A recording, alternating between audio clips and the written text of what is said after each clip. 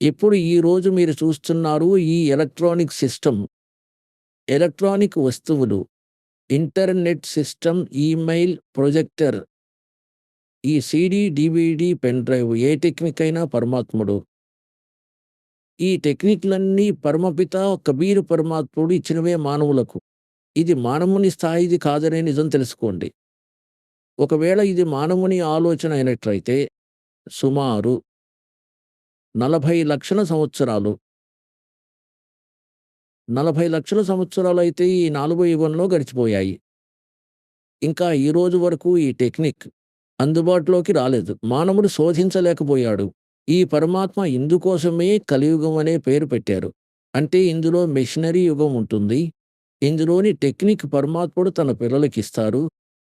ఇంకా వారి ప్రధాన ఉద్దేశ్యం ఏమిటంటే ఈ తత్వజ్ఞానాన్ని ఏదైతే 600 సంవత్సరాల క్రితమే కబీర్ పరమాత్మ తెలియజేయాలనుకున్నారో, ఈరోజు ఇంట్లో కూర్చొనే తమ పిల్లలకి ఈ టీవీ మాధ్యమంతో, ఈ ఇంటర్నెట్ మాధ్యమంతో, యూట్యూబ్ మొదలైనవి తయారయ్యాయో, ఈ మాధ్యమంతోనే ఇంట్లో కూర్చొనే ఈ అమృత జ్ఞానాన్ని తెలియజేస్తాను. ఇంకా అప్పుడు అర్థం చేసుకుంటారు.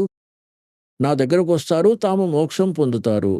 ఈ ఉపకరణాలన్నీ ఏవైతే తయారు చేశారో పరమాత్ముడు, అయితే చెప్పదలుచుకున్న భావం ఏంటంటే, ఈరోజు ఏ టెక్నిక్ అయితే ప్రాప్తించిందో, ఇది గాడ్ కబీర్ గివెన్.